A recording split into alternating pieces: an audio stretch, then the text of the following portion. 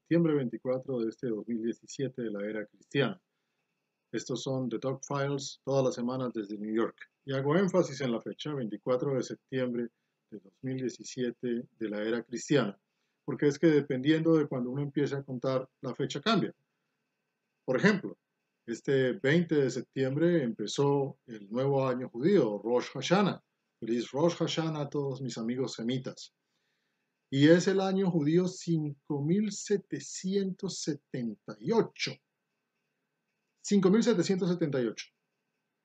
Si uno empieza a contar desde el año 622, que fue cuando el profeta Mahoma, que la paz esté con él, huyó de Meca a Medina, entonces estamos hablando del año 1439.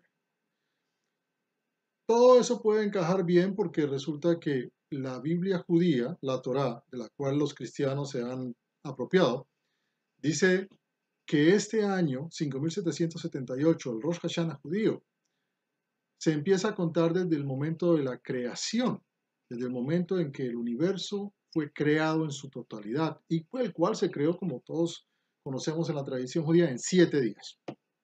5778 años desde que eso pasó. Y desde que eso pasó, la creación del primer hombre, Adán, y siguieron las generaciones relevantes, primero Seth, luego Matusalén, seguido de Lemec, finalmente Noé, que es la quinta generación. De Noé, 3 hijos, Jafet, Ham y Shem, o Sem, como lo conocemos nosotros españolizado. Luego de Shem, Eber, luego Terah, y de Terah, Abraham, Isaac, Jacob, Levi, Esaf, Amran y el muy conocido Moisés. Se lo repito.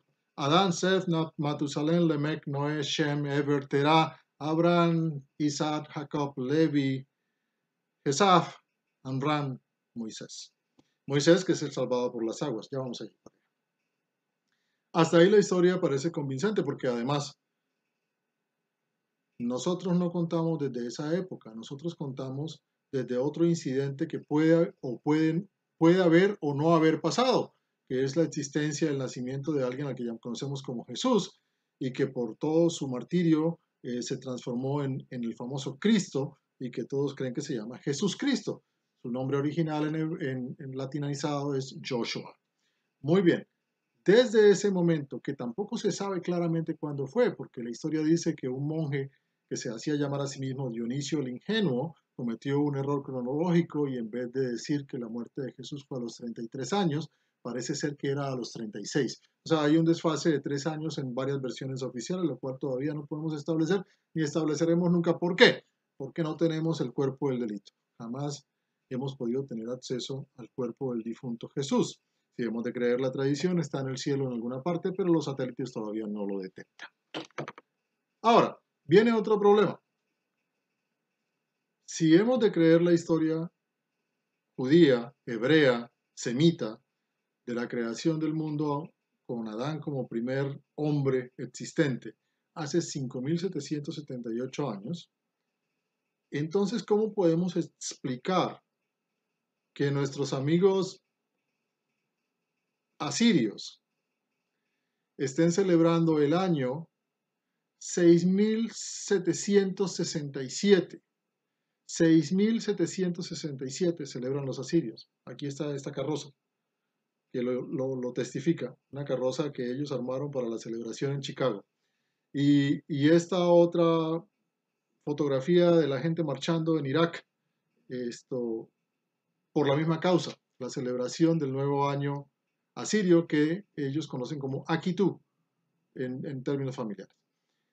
¿Cómo explicamos entonces que según la Biblia judeocristiana, este mundo, todo lo que existe, las estrellas, el día y la noche, los animales, el mar, la tierra y el hombre que se enseñoreó de todas las especies, fueron creados hace 5778 años, cuando tenemos testimonios que podemos ver, tangibles, que existía gente por allá en el 6767 y que no eran los primeros, solamente que la historia, o sea, lo escrito, empieza en Asiria.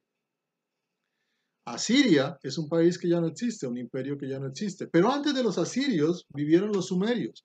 De los sumerios tenemos algunas pequeñas cosas que agradecer. Por ejemplo, la primera escritura, la escritura cuneiforme, o sea, en forma de cuña, que hacían los sumerios en unas tabletas de arcilla, porque no tenían otros instrumentos de escritura, como después se fue popular usar el papiro y como hoy, desafortunadamente, usamos papel. Esta escritura cuneiforme nos dejó testimonios como el Código de Hammurabi, que era más o menos un código civil que establecía las reglas del juego para la sociedad existente en todo lo que se podía reglamentar, cómo tratar a un esclavo, cómo tratar a un igual, cómo pagar una multa, por qué pagar una multa, cuáles. Era un código civil y medio penal mucho antes de los asirios, que empezaron a contar en el 6767. ¿Y qué empezaron a contar en el 6767? Empezaron a contar lo que según ellos fue el triunfo de uno de sus fundadores sobre otro rival. No celebran la fundación del universo, celebran un hecho histórico. Los judíos siempre nos han convencido, los judeocristianos, que el mundo tiene menos de 6.000 años y que fue, evidentemente, tal como literalmente lo dice la Torá, creado en 5.778 años yendo de para atrás. Miren, yo tengo muchas veces la tentación, tengo raíces de todas las religiones. Tengo muchas veces la tentación y la necesidad espiritual, emocional, mental, llámela como quiera, porque para la payasada igual un psiquiatra, un psicólogo que un rabino, un pastor o un imán. De pensar en que existe algo muy superior a algo en lo que me puedo apoyar en esos momentos de desconsuelo en la vida. Llego a creer y querer creer que los Picapiedras son un documental histórico y que es cierto que los hombres caminamos con los dinosaurios, pero entonces luego me encuentro con los fósiles que tengo en mi colección y cuando alguien me viene a decir que tengo que creer en eso, se lo tiro por la cabeza. Después de ese hecho, siempre normalmente viene un periodo de remordimiento. Pero en general me siento bastante bien creyendo que no creo en estas pamplinas. Hay otras religiones, no todas son monoteístas, pero la mayoría de las religiones monoteístas, que significa creer en la existencia de un solo gran ente, un solo gran ser, creador de todo lo existente, omnipotente, omnipresente, ese Dios, de religiones monoteístas, tradicionalmente en nuestra cultura occidental se origina en las creencias de nuestro amigo Abraham. Y de nuevo, Abraham, que inicialmente se llamaba Abram, se casó con su media hermana, que inicialmente se llamaba Sarai. Ahora, recuerden, estos son nombres españolizados o transliterados al inglés o al francés o a los idiomas indoeuropeos. De manera que no tiene en cuenta y no tiene mucho sentido para nosotros el porqué de los cambios, pero originalmente se llamaban Abraham sin H y Sarai, estos dos, que eran además medios hermanos. Se casaron, pero cuando se originó la historia, el amigo Abraham vivía en una ciudad que se llamaba Ur, en Caldea. Los caldeos se llaman a sí mismos caldeos o asirios indistintamente. Vamos a recordar rápido esto. Esto es importante. Abraham, de Ur, de Caldea, Sarai, también, Caldea, se casaron entre sí y descubrieron, después de un buen tiempo, que Sarai era estéril.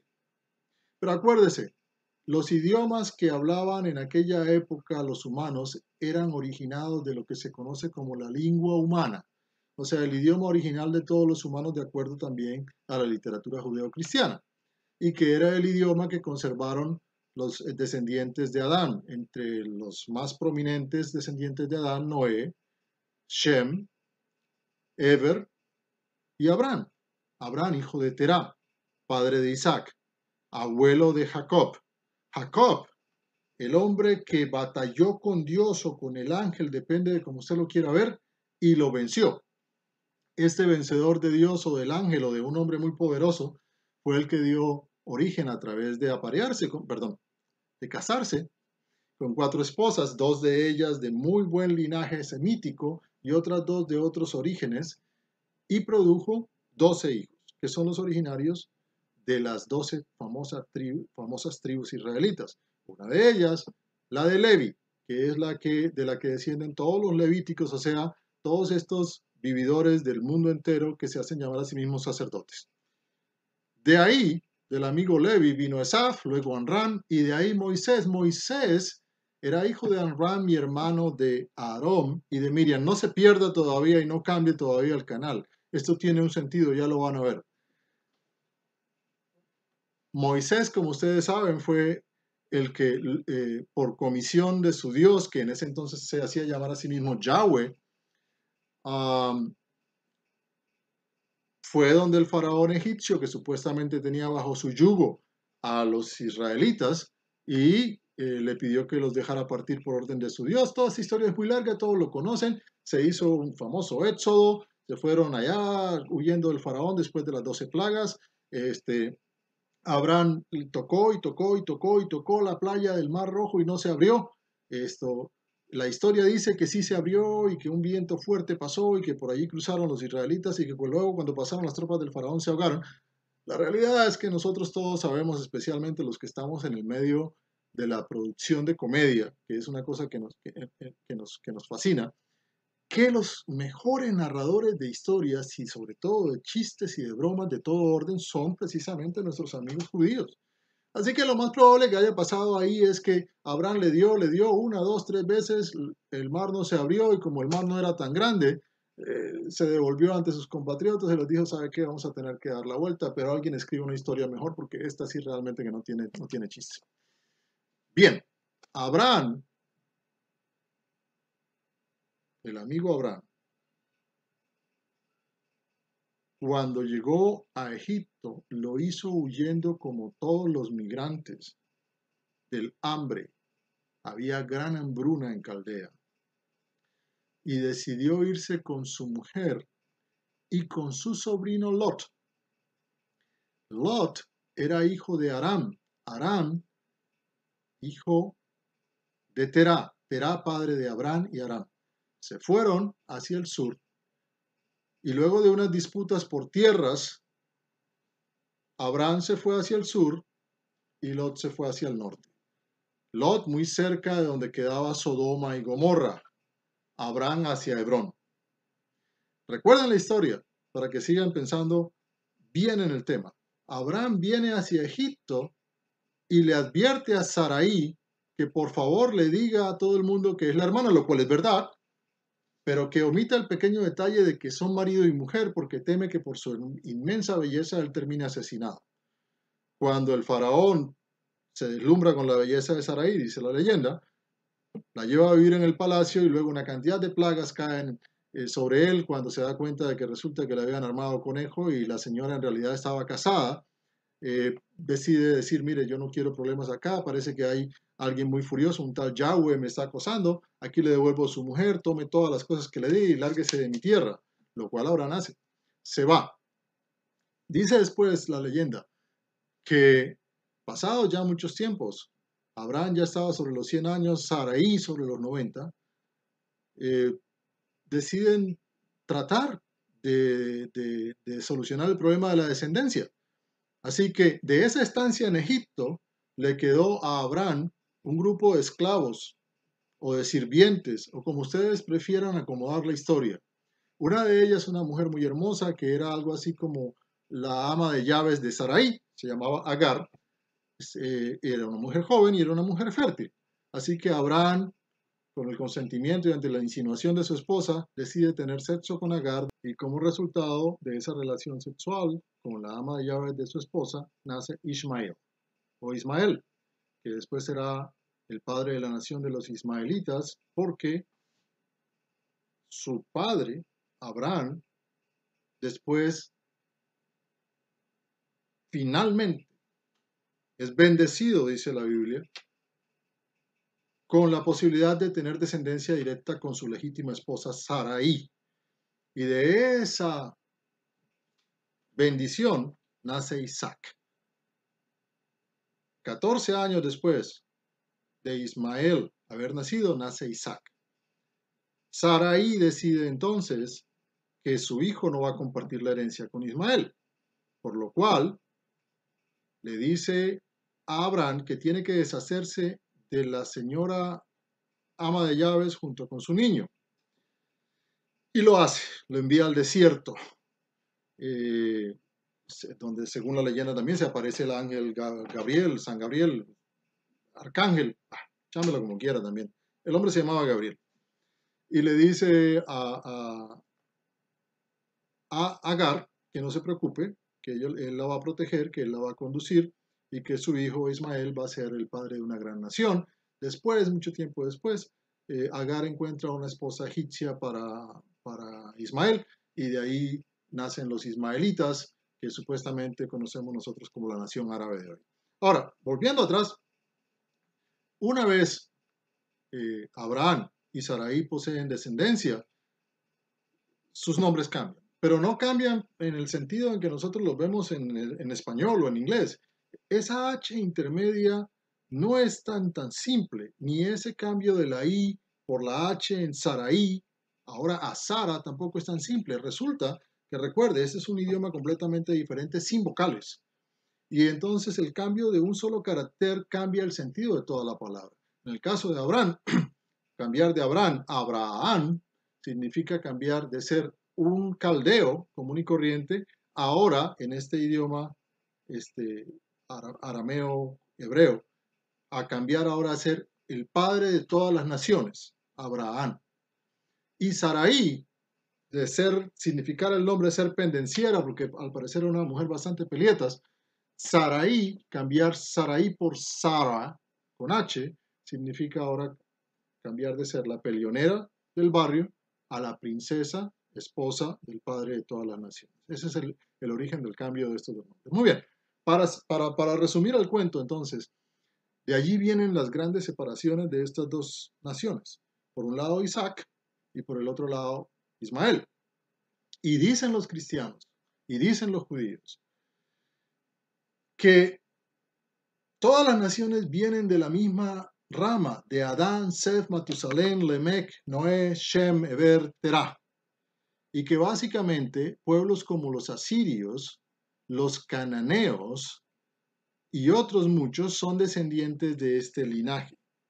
O sea, que nos acomodaron unos pueblos que históricamente está registrado que existían mucho tiempo atrás bajo la descendencia del linaje de Adán. Y esa es la razón por la que nosotros nos confundimos tantos y creemos, por ejemplo, que los asirios, que son descendientes de Ashur, los cananeos, que son descendientes de Canaán, así se llamaba, que son todos nietos de Eber, el de la 7ª generación, fueron los originarios de estos pueblos y que esas personas, cananeos, asirios, todas estas naciones, son originadas hace 5.778 años. De nuevo, mis fósiles, para tirárselos por la cabeza. La verdad es que la historia, todas las pruebas científicas verifican que existían poblaciones que vivían en lo que se conoce como Canaán, que para su información es un sitio histórico que básicamente queda sobre la costa, ¿no? Al occidente de lo que eran conocidos como los dos reinos principales judíos, el de Israel, que era el reino judío del norte, y el de Judá, que era el reino judío del sur. ¿De dónde viene el nombre de Israel? Bueno, en el panteón cananeo hay dos historias, ¿no? La historia oficial de Israel ya las conocemos, de dónde viene, son los hijos de Adán. Ahora, la otra historia es que existían estos pueblos en la Edad de Bronce que eran politeístas. Vamos a definir rápidamente politeístas, que se creen muchos dioses, ¿no? Monolatría, que es básicamente la idea central de que uno sabe o acepta que hay muchos otros dioses, pero reconoce como el verdadero Dios uno solo. El enoteísmo, que es la creencia de que yo tengo mi Dios, existen muchos otros dioses y mi Dios es tan válido como los dioses de los demás, ¿no? Enoteísmo. Y el monoteísmo, que es básicamente originado en nuestra historia oficial, en las religiones abrámicas, que fundamentalmente reclaman la existencia de un solo Dios. Pero recuerden, y si ustedes leen sus Biblias y sus Torás, recuerden que una de las cosas que siempre pasaba en el Antiguo Testamento y a la cual se hace mención mucho, es que el amigo Yahweh, que era el Dios de la edad de bronce, de la edad de hierro, siempre fue un Dios muy celoso y siempre vivía celoso de otros dioses y los llama por nombres. No adorarás a Baal, no adorarás a otros dioses sobre mí.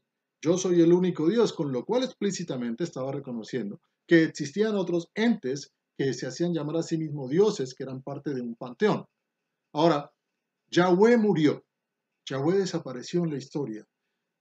No sabemos a dónde se fue. Lo transliteramos en español a Jehová y ya era una transliteración, porque de nuevo, son 4 caracteres seguidos que en realidad no tienen vocales entre sí y que presuntamente significa algo así como el que ha sido, es y será siempre, algo así como que es inmortal, no le da tanto porque murió.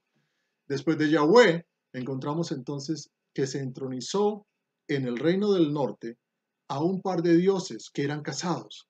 La diosa Ishtar, que tiene muchas versiones en el mundo antiguo, de los sumerios hasta los hebreos, y el dios El. Se llamaba El.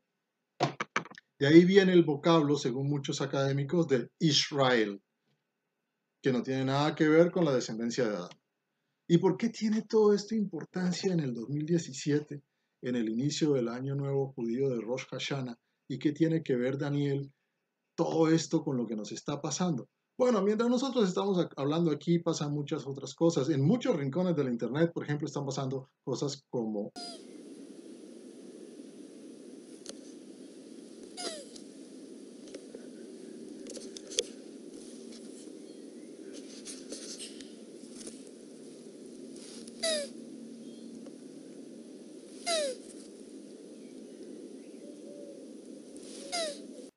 Y sí, les acabamos de mostrar un video de una tortuga tratando de tener sexo con una sandalia Croc. ¿Qué tiene que ver eso con religiones y toda la actualidad? Nada. Lo hicimos para distraerlos, para que no se nos aburrieran y siguieran escuchando esto tan importante que creemos nosotros que tienen ustedes que escuchar. Entonces continuamos. De todas las mentiras, verdades a medias, inexactitudes históricas, como por ejemplo que a Jonás se lo tragó una ballena y lo tiró en Nínive, la capital asiria, por allá 3000 años antes de Cristo, y que luego finalmente decidió anunciar que Nínive sería destruida, lo cual históricamente es cierto. Aparte, Nínive y sus ruinas existen en la otra orilla del río que separa esa ciudad antiquísima de Mosul, en Irak, que es una ciudad muy conocida porque ha sido víctima de todas las guerras y todas las batallas desde hace ya décadas. Otras mentiras históricas, por ejemplo, Abraham y Lot eran contemporáneos. Abraham, tío de Lot, vivían en territorios que hoy consideraríamos casi contiguos. Cuando la destrucción de Sodoma y Gomorra, una de las leyendas dice que la mujer de Lot quedó convertida en sal por no cumplir el mandato divino de no mirar para atrás. Pero la otra leyenda dice que Lot y las 2 hijas, creyendo que el mundo había quedado destruido en su totalidad y que no había más humanos, decidieron echarse una canita al aire. Y curiosamente, saliendo a la carrera de Sodoma, como si nada pudiera ser recogido, curiosamente, entre su equipaje parecía que algo existía, inefablemente, vino. Y ese vino sirvió para que una de las hijas de Lot una noche decidiera, perdón, una noche decidiera tratar de perpetuar la especie, emborrachar a su padre Lot, tener sexo con él, al otro día en medio del guayabo tan remacho, la resaca tan bárbara que tenía el tipo, ni se acordó, siguió la parranda, se emborrachó otra vez con la segunda hija, también tuvo sexo con ella, y resultado de esas 2 noches de pasión salieron los moabitas y la otra rama que se me olvida. ¿Qué paquetería tan grande? ¿Qué inexactitud tan grande? La Biblia judeocristiana fue escrita en un transcurso de 1500 años por una diversidad de personajes que van desde reyes, pasando por generales, pasando por ignorantes completos, convertidos a la nueva fe, recaudadores de impuestos, jueces, una gran variedad de gente que ni siquiera se conoció. Esa parte, la parte antigua, la parte que no le pertenece a los pastores cristianos ni a los curas del Vaticano. La parte nueva, la de los 4 evangelios, fue escrita por 4 tipos que tampoco se conocieron entre sí, ni conocieron al personaje central de la historia, el amigo Joshua. Esa es la Biblia nuestra. Ahora, yo no estoy hablando aquí ni siquiera ya de monoteísmo, de monolatría, de enoteísmo o de politeísmo puro. Usted crea lo que quiera creer. A mí me parece bien. Lo único que le digo, por favor, entienda que si usted es cristiano, para hablar de las gentes que me rodean y la religión dominante en el país en el que vivo y del cual soy ciudadano, pretende obligar a todos los demás a que creamos en este tipo de cosas a destajo, sin cuestionarlas, sin tener ni siquiera un pequeño asomo de duda. Y ahí es donde empieza mi problema. Mi problema empieza con que a raíz de esa obediencia de vida sin cuestionamientos que demandan las religiones, especialmente las ramas más radicales del cristianismo, la gente empieza a actuar en consecuencia en su vida diaria de manera equivocada. Y ahí les voy a traer otra cosa, 2 anécdotas cristianas, bien rápidas. La primera, se dice que Jesús dijo en alguna ocasión que cuando una persona le diera una bofetada a uno pusiera la otra mejilla. Muchos académicos han cuestionado seriamente esta afirmación diciendo que no es cierto, que es inexacto porque el rito del golpe en la mejilla es tan antiguo como la humanidad, pero que se pasó de civilización en civilización hasta llegar a los romanos y que en esa época se aplicaba exactamente de la manera en que fue originado.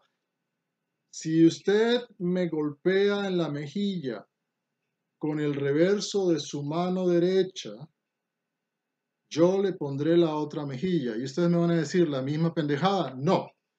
Resulta que eso era en sí mismo un acto de arrogancia, de demostración de superioridad sobre el otro. Cuando alguien en las costumbres romanas golpeaba a alguien con el reverso de su mano derecha en la mejilla, lo estaba golpeando como se golpea a un esclavo. Esa era la significación. Y al ponerle la otra mejilla, obligaba al agresor a golpearlo de esta manera, que era la forma en que tradicionalmente se golpeaba a un igual. En ese sentido, la enseñanza de Jesús, provisto que haya existido y que la haya dicho, es, si alguien te menosprecia, si alguien quiere tratarte como un esclavo, enfréntalo y dile que eres su igual, que no eres su esclavo ni su sirviente. Ponle la otra mejilla como un acto de rebeldía, no como un acto de sumisión. Y la otra enseñanza cristiana, que también tiene muchas cosas que dejarnos para las realidades actuales, es el momento en que le preguntaron los fariseos a Jesús con una moneda del Imperio Romano si era justo o necesario o si él endosaba el pago de impuestos al César. Y todos recuerdan la respuesta del personaje. Dar al César lo que es del César y a Dios lo que es de Dios. Ni una sola demostración en la historia se me ocurre más secular que esa afirmación. No mezcle la religión con la administración civil. Deje que todo lo secular y laico tenga su curso porque no somos ni ángeles ni entes divinos. Somos seres humanos y necesitamos, entonces, para funcionar en una sociedad, tener una estructura de administración de dicha sociedad. Y esas dos cosas, las dos, han sido tergiversadas. Mire, a nadie le gusta pagar impuestos, pero si los impuestos son manejados por un buen gobierno, y eso significa que tengo buenas carreteras, buenos hospitales, buenas escuelas, buenas universidades, que tengo un medio ambiente sano y limpio, que tengo una vida cultural y una vida en sociedad adecuada, vibrante, pacífica, progresista, con gusto se pagan los impuestos. Pero si en realidad lo que pasa es que además de todo eso, usted en su fervor decide creer en cosas que perfectamente pueden ser una leyenda o no, Cosas que no se pueden probar, por ejemplo, como la inocencia de Donald Trump o el orgasmo femenino, cosas así. Pues hágalo. Si usted quiere darle el 10% de lo que pero tan arduamente devenga a un personaje que se dice ser intermediario entre la divinidad y usted, bien pueda, hágalo. Nadie tiene ningún problema con eso. Esa es su convicción, son sus creencias y todos lo apoyamos en eso, comillas. Yo no.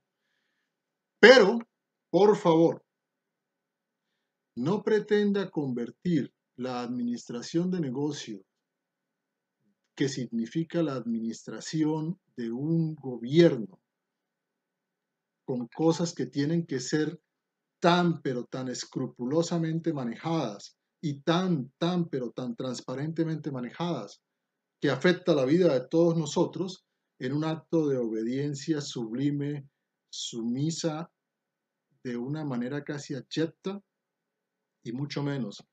Por favor, no trate de obligarnos a los demás a hacer lo mismo.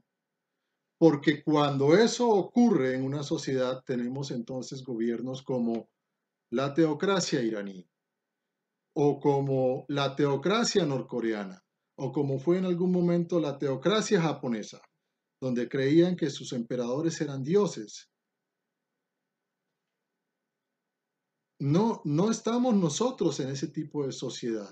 Nosotros creemos en una sociedad laica y secular, en el respeto a todas las fes, a la práctica de todas las creencias religiosas, que es muy diferente a permitir que las personas impongan sus creencias religiosas a todo el conglomerado. ¿Y cómo nos afecta eso? Bueno, nos afecta de esta manera. Father, your word says, if your people who are called by your name will humble themselves and pray and seek your face, you will forgive their sins and heal their land. Father, I thank you that we have a president, President Donald Trump, who believes in the power of prayer. We thank you for a vice president like Vice President Pence, who works alongside him. And we thank you that the president had the wisdom to call our nation right now for a day of prayer this coming. O pasan cosas como esta otra. For this coming here, as I was praying, the Lord Jesus Christ appeared unto me, and I thought he was going to speak to me about this meeting, but he spoke to me about this nation, and he said, this is what you need to tell the people about this nation. And chiefly, it concerns President Donald Trump. So this is what the Lord said. Surround the president with prayer. They need to organize a governmental prayer watch. I honestly don't understand that word, but I just wrote down whatever the Lord told me. Primero que todo, déjeme decir algo muy importante. ¿Cómo es posible que si uno está hablando él llama a Jesús Cristo Dios, que es una práctica muy extendida ahora, ¿no? Han dicho como es Padre, Hijo, Espíritu Santo, es la creencia trinitaria de que ahora hay que cambiarle el nombre a ese Dios antiguo, Yahweh, que ha pasado por tantos nombres. Ahora, por costumbre, ya vamos a estar llamando a este pobre personaje que no sabemos si existió o no existió, y ojalá que sí, Jesús, como Dios, ese creador del universo, un hombre que caminó entre nosotros, dicen ellos. Es muy chistoso que este tipo, que aparentemente es del sureste asiático, podría ser indio, pakistaní, bangladeshi, nepalí, no tengo claro quién sea en realidad, diga que mientras estaba apuntando lo que Dios le estaba dictando, no supo entender qué carajo significaba prayer watch. Hombre, una noche de vigilia rezando, loco. Si no puedes entender eso, no estabas hablando con Dios o nos estabas hablando física, mierda, que es lo más probable. Y la otra, la de los pastorcitos estos muy blanquitos y negritos, los dos, que es como se han dividido el país los cristianos, diciendo que Donald Trump es un hombre de sabiduría, un hombre de tolerancia, un hombre, todo porque simple y llanamente les ha alcahueteado la posibilidad que ellos contemplan relamiéndose sus garras de convertir nuestro país, los Estados Unidos de América, en una teocracia cristiano-judía o judeocristiana. Ese es todo el meollo del asunto, el poder que les da preponderancia sobre todas las otras religiones, obliterando de hecho la libertad religiosa que está en nuestra Constitución. Ese es todo el meollo del asunto. Pero como si todavía tuviéramos más por qué indignarnos, veamos esto otro.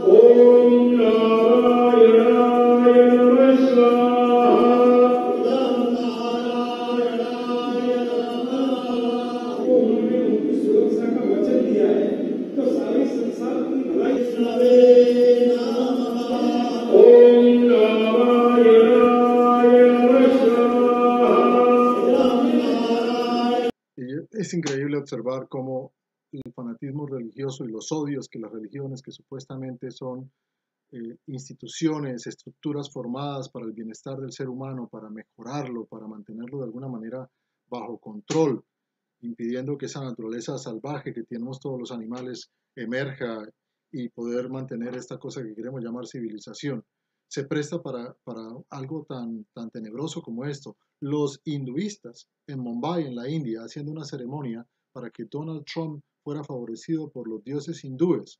¿Por qué? Por el odio visceral que le tienen a los musulmanes y porque Donald Trump canalizó ese odio diciendo que todos los problemas de nuestro país estaban precisamente en el radicalismo islamista, lo cual puede tener algo de cierto, lo cual no significa, por extensión, que todos o que la mayoría siquiera de los practicantes de la fe islamista sean gente peligrosa. Por el contrario, son una sociedad, mejor dicho, una civilización que ha contribuido maravillosamente desde milenios atrás, antes de que la fe islamista se instaurara entre los árabes y la gente de los pueblos del Medio Oriente, han contribuido maravillosamente a todo lo que hoy conocemos como civilización occidental. Y si no, pregúntale al Khwarizmi, el padre de los algoritmos. Y si no lo saben ustedes, millennials, que son bastante ignorantongos y que el 30% de ustedes piensan en los Estados Unidos que se puede vivir sin una democracia, pues búsquenlo en Google, que es el mundo fantasioso donde les gusta vivir. O en Instagram. Bien, ya para terminar, los quiero dejar con una maravillosa entrevista, en mi opinión, una de esas entrevistas que llegan al alma, con la gente de Familia Tierra. Estas personas tienen una organización sin ánimo de lucro, una organización no gubernamental en Colombia, Suramérica, específicamente en los alrededores de la ciudad de Bogotá, donde favorecen la creación de la cultura de la pequeña granja para producir alimentos orgánicos que permitan conservar la tierra en mejor estado, usufructuarla adecuadamente, enriquecerla y de paso proveer medios de subsistencia económica dignos y adecuados para un segmento de la población cada vez más grande. Tuvimos algunas fallas de origen, les vamos a pedir que nos las disculpen, es una entrevista vía Skype, pero aún así la vamos a poner tal como la grabamos porque nos parece de pero de muy trascendental importancia. Con ella la dejamos. Hasta pronto. Pero no genera ningún valor agregado real en los productos.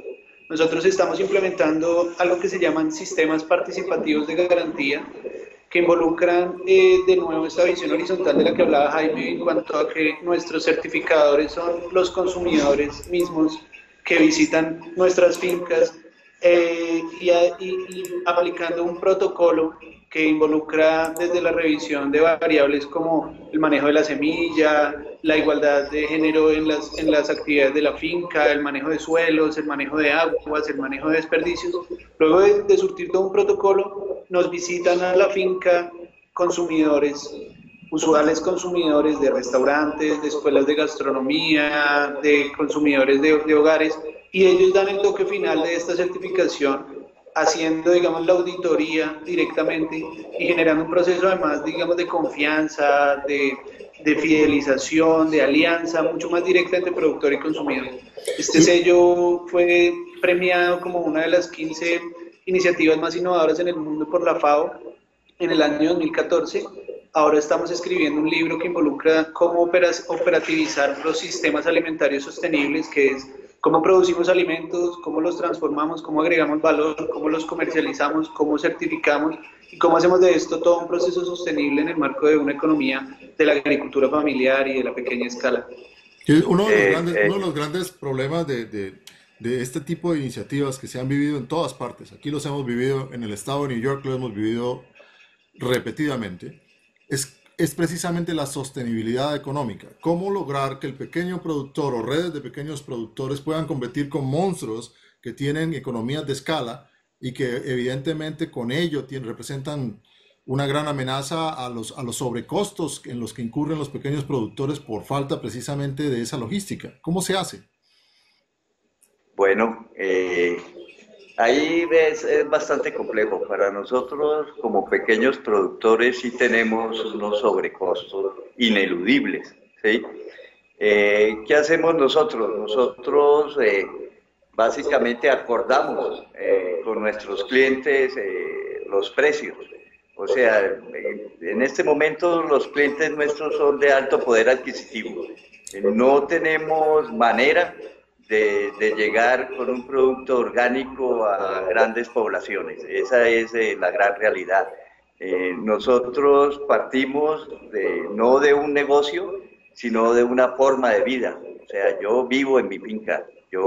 Para mí, hacer esto forma parte de mi vida. No exactamente es algo como un negocio, sino como algo que tenemos que hacer, lo que hemos retornado a la tierra por el planeta. Ahora, tenemos que generar economía, si no, no podemos vivir en la tierra. Y esta generación de economía pasa en principio por nichos de mercado.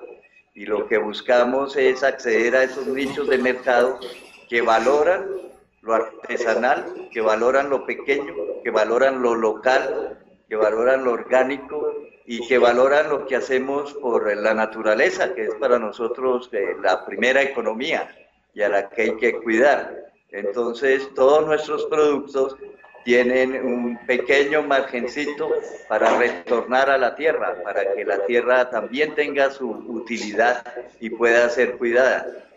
¿Qué hemos hecho para poder competir con los grandes? Lo que hacemos es transformar. Creo que ahí es donde está el secreto y donde nos podemos acercar a competir con los grandes. Y te voy a poner el ejemplo de los snacks de papas nativas. Nosotros en este momento tenemos los snacks en el mercado a un precio muy competitivo. ¿Por qué? Porque nuestras papas tienen más materia orgánica por la forma como la cultivamos. Entonces tienen más rendimiento que una papa de Frito-Lay. Entonces podemos acercar a competir en precio, mas no necesariamente para nosotros el precio es como lo que nos mueve en nuestra economía. Lo que nos mueve es un producto sano, especial e innovador. Lo cual nos lleva de nuevo al mismo dilema que tenemos aquí en los Estados Unidos, que ser pobre significa comer mal. Básicamente. Ser pobre y vivir en las ciudades significa comer mal, porque Claro. al final la agricultura tiene que ser el modo de vida de la gente más humilde, es decir, también una de las soluciones para que una persona acceda a todos estos alimentos es que esté cada vez más cerca de su producción, es decir, o la produzca él o esté más cerca de agricultores o así, porque al final el mercado siempre va a buscar una utilidad y va a buscar obtener la mayor utilidad posible.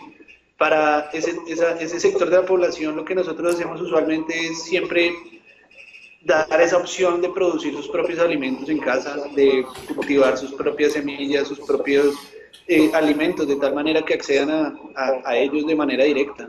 ¿Y cómo les va con un gobierno como el colombiano que lleva centurias ya y sobre todo en las últimas 3 administraciones fundamentalmente ha favorecido el crecimiento y la regularización del latifundio? La ley de las CIDRES definitivamente no favorece este concepto que ustedes tienen, va como en contravía. ¿Cómo manejan ustedes ese marco regulatorio? Ah, Esa es una pregunta como para responderla como Gandhi. O sea, las leyes que nos hacen daño sencillamente las desobedecemos. Los gobiernos, y en este en particular, tienen unas leyes de semillas muy fuertes para nosotros. Regresivas. Y favoreciendo las transnacionales de las semillas transgénicas. La agricultura nuestra está muy golpeada. El campesino colombiano está abandonando el campo. O sea, te pongo un ejemplo para que se entienda un poco cómo es el tema de la producción en lo orgánico. Nosotros sembramos un bulto de papa de forma radicalmente orgánica y ese bulto nos produce 7 bultos. Una transnacional como Frito-Lay siembra un bulto de manera química y le producen 50. Ya vas viendo la diferencia en productividad tan abismal. Pero ese costo es el costo que lleva la tierra, ese excedente que ganó Frito-Lay por esa productividad alta al usar abonos sintéticos, destruye el suelo. O sea, eso que está ganando ahora nos lo van a cobrar a todos los humanos. En cambio, nuestra forma de cultivar hace que la tierra cada vez se enriquezca más. Entonces estamos dando un sobreprecio para la humanidad. Jaime, por favor, nos gustaría que abundara un poco en el tema estrictamente jurídico, en el marco jurídico del Estado colombiano versus su propuesta de pequeño productor, pequeñas cadenas horizontales que permiten llevar la comida de la granja a la mesa y cómo esas dos cosas se pueden conciliar. Sí se puede. Bueno, nosotros tenemos un trabajo pequeño en el tema de políticas públicas y en ese tema pues hemos incursionado sobre todo en los temas de certificación de confianza de la que te hablaba ahora Oscar. Pero en términos generales digamos que no hay una política agraria que nos permita impulsar los cultivos agroecológicos, aunque el gobierno colombiano, al pertenecer a la OCDE, se ve obligada a cumplir con los objetivos de desarrollo sostenible. Y en ese tema de la agricultura, pues creemos que hay un espacio interesante que se va a empezar a dar o que se tiene que dar para cumplir con los objetivos de desarrollo sostenible. Y en eso pues tratamos de incidir en lo que podemos. Pero realmente lo que nosotros creemos es que son los consumidores, las personas que están buscando estos alimentos sanos y que protegen la naturaleza, los que finalmente terminan presionando a los gobiernos y a las economías para que las iniciativas como las nuestras funcionen económicamente viables. Claro, para nuestra audiencia, que repito son millennials del área del noreste de los Estados Unidos, casi el 90% de nuestra audiencia es millennial. Los queremos mucho y siempre les estamos diciendo que se despierten de su sueño, de su sueño americano que se nos está convirtiendo en una pesadilla.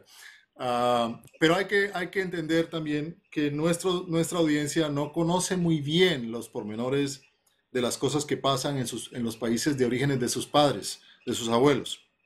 Entonces, saber de este tipo de cosas es importante.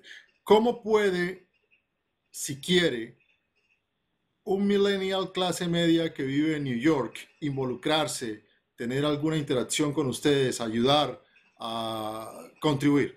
Si quisiera, ¿cómo pudiera hacerlo?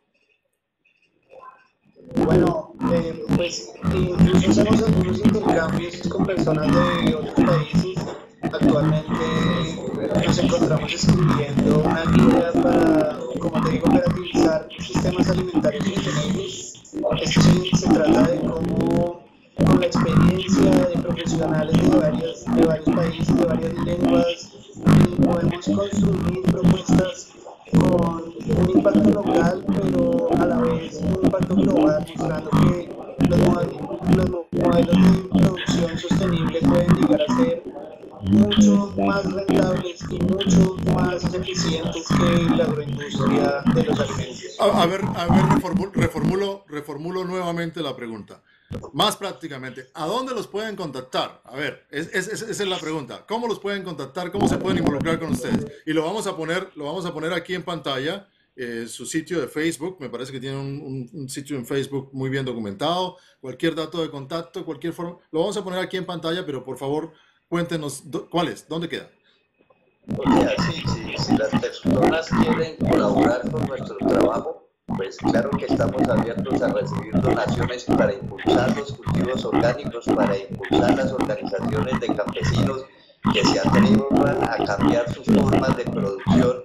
Y para nosotros, pues cualquier impulso económico es muy bueno, porque realmente pues no tenemos recursos suficientes. Nuestra dirección de correo es familiadelatierra@gmail.com y la dirección en Instagram es Familia Tierra en Instagram, es Familia Tierra en Twitter, y también tenemos una página web que es www.familiadelatierra.com.co. Y lo estamos desde hace rato ya poniendo aquí en pantalla, lo vamos a continuar poniendo en pantalla para que la gente que se sienta con el deseo de saber más, de interactuar, muchas oportunidades pueden derivarse de esos contactos con personas de clase media, de un mundo, de una burbuja cósmica tan especial como la nuestra aquí en el noreste, para con ustedes. Nos parece un tema muy importante. Tienen ustedes, nos habían prometido y vimos las fotografías de una muestra de las clases de papa. Tenemos entendido que ustedes manejan 19 cantidades diferentes de papas. Nosotros en ese momento estamos trabajando 10 variedades de papas. Ajá. Como de unas 40 que estuvimos escogiendo desde el año 2004, que empezamos con campesinos de Cauca, de Boyacá, a recuperar esas papas que las tenían por ahí solo para su caldito y por ahí guardadas. Y nos encontramos con unas sorpresas muy increíbles, y era que eran papas de unas formas y colores extraordinarios, que sabíamos que iban a golpear muy bien en la gastronomía, y que además tienen unas cualidades nutricionales extraordinarias, porque tienen antioxidantes y mira esta forma, por ejemplo, ¿sí? Es una forma un poco alargada. Esta es una papa que se llama corazón de fuego, y vamos a mostrarte cómo es que ella, pero podemos partir por la mitad sin ningún problema y después volverla a sembrar, ¿sí? Ahí puedes observar los colores, ¿sí? Que ella pinta, que son betacarotenos. O sea, nuestras papas no solo no contienen químicos, sino que contienen cualidades nutricionales que las hacen extraordinarias en cuanto a sabor y nutrición. Entonces de momento trabajamos 10 variedades, ¿sí? Que escogimos por sus cualidades nutricionales, pero también por sus posibilidades innovadoras en el mercado gastronómico. Esta es moradita, no sé si se alcanza a ver muy bien. Sí, luce como un aguacate en la cámara. Ajá, imagínate, es moradita, y pues los sabores son extraordinarios, pasa como con todo. Cada papa, cuando vas conociendo, tiene su sabor, Claro. Un sabor especial. Las papas que come todo el mundo tienen un solo sabor, saben a valle. Muy bien, pues sí, de hecho estamos estandarizados con Mr. Potato Head, la papa de Idaho. Muy bien, Jaime, Oscar, un gusto, gracias por atender el llamado de nuestro canal a esta entrevista. Esperamos que su iniciativa crezca, definitivamente es muy importante. Como decía un cómico ya fallecido, George Carlin, el planeta está bien, el planeta seguirá, los que estamos en riesgo de irnos somos nosotros. Así que vamos a esperar que muchos de nuestra audiencia, mucha gente de nuestra audiencia se interese por este proyecto y eventualmente algún tipo de interacción se pueda desarrollar que les favorezca. Muchas gracias. ¿Alguna palabra final? No, muchas gracias a ti por permitirnos comunicarnos con los latinos allá en Estados Unidos, y te felicito por tu programa y por el trabajo que haces. Muy bien. Éxitos. Hasta pronto.